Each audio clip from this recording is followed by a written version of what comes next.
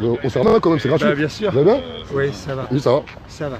Par Nous, contre, ils nous ont expliqué, on est là-bas. Là, on fait juste un petit briefing par rapport à la mobilisation, vu que c'est la première fois qu'ils font une mobilisation. On va faire quand même une petite vidéo comme des touristes par rapport. Voilà, on visite Paris. parce que le problème, c'est qu'ils vous ont déjà vu à la caméra. On est déjà en train de prendre un coup de pied parce que c'est là-bas et ils ne veulent personne aux abords du ministère de la Justice. Ok, ben vous. Ce sont les consignes qui sont passées. Eh ben, les consignes, vous leur direz que dans le bloc constitutionnel, exactement, il y a la liberté de manifestation, qui est un droit constitutionnel. Et là, on est là, on fait juste un petit. On discute, comme tous les touristes qu'il y a ici. Vous arborez des t-shirts. Eh ben, vous voulez qu'on les ferme? Eh ben, on les ferme si vous voulez. On les ferme, on est en France, ça se rapproche du contraire quand même. Je sais pas, quand même. J'ai pas dit le contraire, j'ai pas dit le contraire. En plus, vous êtes filmé par complément d'enquête. Comment? Vous êtes filmé par complément d'enquête. C'est pas vrai, monsieur. Voilà. Donc voilà. Donc, Non, mais là, on finir. discute, on prépare, c'est tout, il n'y a rien.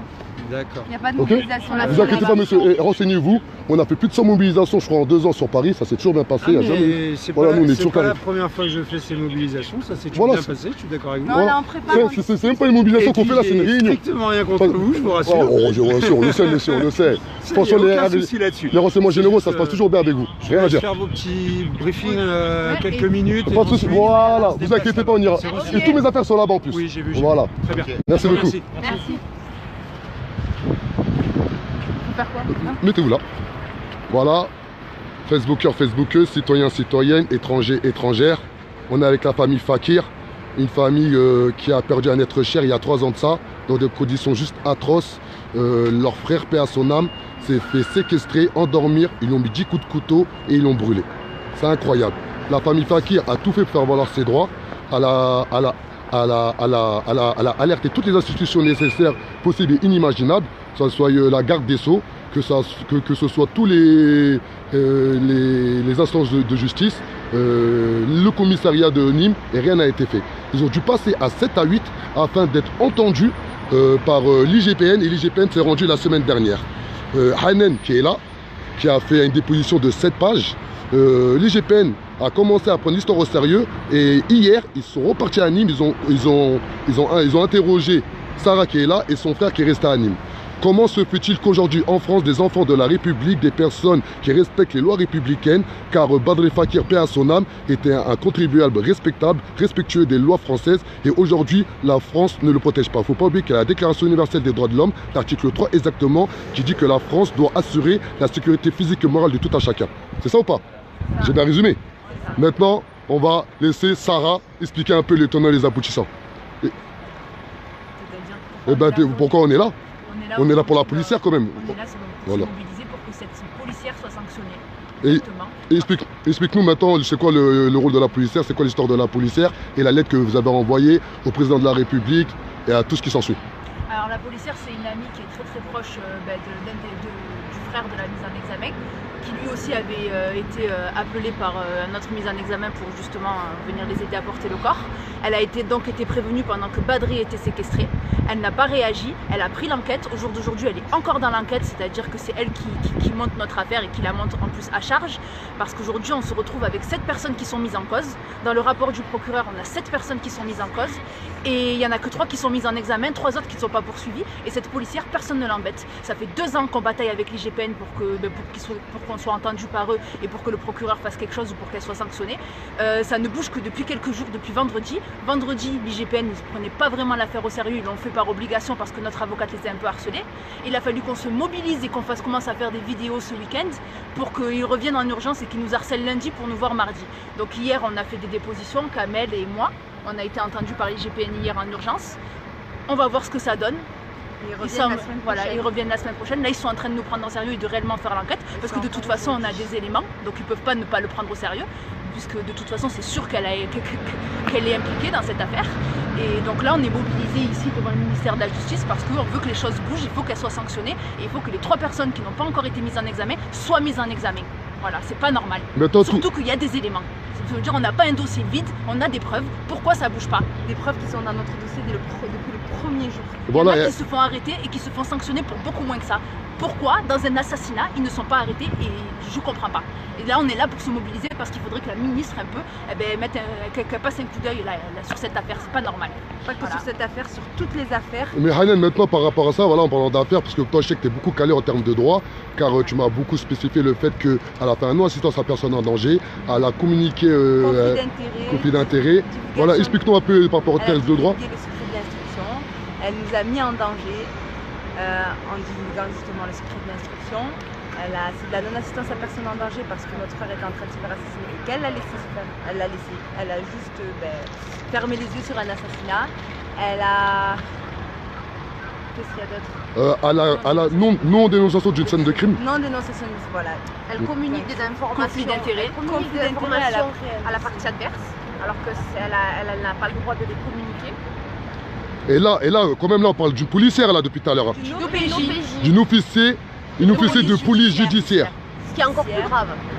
Et qui s'occupe que d'affaires criminelles, pour la PJ de Nîmes. On ne parle pas d'une personne qui met des PV, c'est une personne qui quand même elle connaît son travail. Sur des assassinats, des crimes, des braquages, des tentatives de meurtre, des affaires où il y a des familles qui pleurent.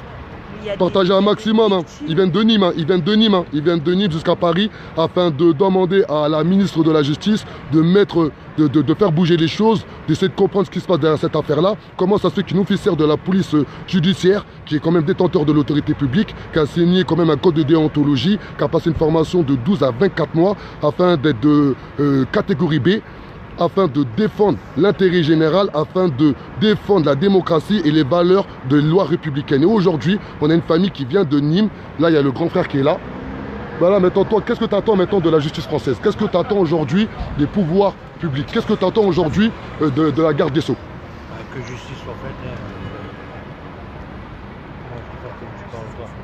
Ah, pas partout, ouais. Et maintenant aussi, on a envie de savoir qui était Badré quand même, paix à son âme. Voilà, tu vas nous expliquer qui était Badré. Badré, c'était quelqu'un de généreux. C'était un père, un frère, un fils, un oncle formidable. Il avait des défauts comme tout le monde, mais beaucoup de qualités aussi. C'était quelqu'un qui avait un grand cœur. Ça ressort énormément dans les témoignages des gens qui ont grandi avec nous et même des gens qui l'ont connu, même épisodiquement, il y a des gens qui ne le connaissaient pas et qu'il a aidé, mais juste par bonté. Donc on comprend pas. On comprend pas, voilà, pourquoi ils ont fait ça. Et il faut que beaucoup de personnes l'ont sali. Et il faut que, voilà, la vérité et la justice soient rétablies. Mais pas que pour nous, mais aussi pour toutes les autres familles. Parce qu'aujourd'hui, il y a plein d'histoires. À Nîmes, ouais, à Nîmes, tu vas expliquer à Nîmes. Notamment à Nîmes, mais et avec ce même service de la Nîmes et surtout avec le même service de la PJ. On en a pas mal des affaires de familles comme ça. On a été contacté par plusieurs familles, on en a rencontré beaucoup. On est en train de voir monter un collectif contre ce service. Et parce que vraiment, il y a beaucoup de familles de victimes qui se retrouvent à avoir le rôle de coupable, à devoir faire des enquêtes eux-mêmes, ou alors juste à se battre pour défendre la mémoire, pour que leur frère, leur fils, leur père aient le rôle de victime. Parce que nous, nos frères, ces personnes-là qui meurent, elles n'ont même pas droit au rôle de victime. Forcément, elles sont mortes, mais elles sont de suite cataloguées comme il est mort parce qu'il a fait quelque chose. Il est mort parce qu'il y a forcément une raison. Il n'a pas droit au rôle de victime comme tout le monde. Non, ça, il y a une raison pour expliquer l'acte de l'assassin. Alors qu'aujourd'hui, dans la loi, il n'y a aucune raison valable pour prendre la vie de quelqu'un d'autre, quelle que soit la fonction, quelle que soit la raison. Il n'y en a pas. La loi, elle dit, tu tues, tu vas en prison. Simple. Mais aujourd'hui, non. On cherche des raisons aux assassins. Ah, il a tué parce que... Ah, il a tué peut-être pourquoi Parce que c'est parce qu'ils ont vu que dans les textes fondamentaux de droit, on ne doit pas interpréter la loi. La loi, c'est textuel. C'est ça. C'est textuel. Ben C'est non. qu'il y a écrit tu n'as pas Ben tué, dans on doit, ces affaires-là, non. on doit te juger, tu dois tuer, ben tu as tué, tu vas en prison, simple. Eh ben non, maintenant non. Mais maintenant, Dans toutes les affaires d'assassinat ou de meurtre, c'est ah ben pourquoi il l'a tué? Il y a des circonstances atténuantes, mais pourquoi si? Non, ben c'est pour ça qu'aujourd'hui on se retrouve avec autant de meurtres, autant d'assassinats, parce que les assassins, ils sont libres. ils se sentent protégés. Parce qu'ils sont libres aujourd'hui, c'est très grave. Déjà, ils sont pareil pour libres le viol et le et pédophilie. ils se sentent protégés. Et maintenant, pour finir, le 24, là, samedi 24 exactement à 14h, il y a une mobilisation devant le On a une commissariat de Nîmes. mobilisation à Nîmes, ouais. Et c'est quoi le but et l'objet de cette mobilisation devant le commissariat de Nîmes? C'est de mobiliser du monde pour montrer que ben, déjà on n'est pas seul. Et puis aussi surtout pour montrer notre détermination parce qu'on vraiment on lâchera pas l'affaire. On ira jusqu'au bout. On ira là où il faut aller. On Et, lâchera rien. et maintenant, pour le mot de la fin, un message d'appel quand même. T'as 20 personnes qui te regardent en direct, un petit message d'appel. Ben, écoutez, Solidarité. Aujourd'hui ça nous arrive à nous. Demain ça peut arriver à n'importe qui. C'est arrivé à plein d'autres gens, à plein d'autres personnes. Aujourd'hui, la justice, eh ben, il y a des personnes, pas tous, attention, on ne catalogue pas les policiers, mais il y en a qui ne font pas leur travail correctement. Et ça se répercute sur nous, les familles des victimes, sur les frères, certaines personnes qui peuvent être incarcérées ou mortes. Et aujourd'hui, ben, il faut que ça change, il faut qu'on s'unisse tous ben, pour que ça change, parce que ces gens-là, ben, ils font qu'aujourd'hui, déjà, il y a des tensions entre ben, les forces de l'ordre et les autres, ben, nous, la population.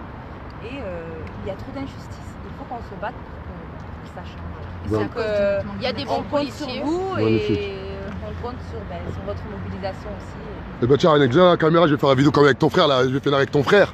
Ah, il fait le timide, mais moi je vais faire parler aujourd'hui. Non, Voilà. Vous voyez ça? Vous voyez ça les anciens? Viens, approche. Là, ça c'est les anciens de nos quartiers. Pendant de nombreuses années, ils ont fait des vraies choses pour pas qu'on puisse tourner.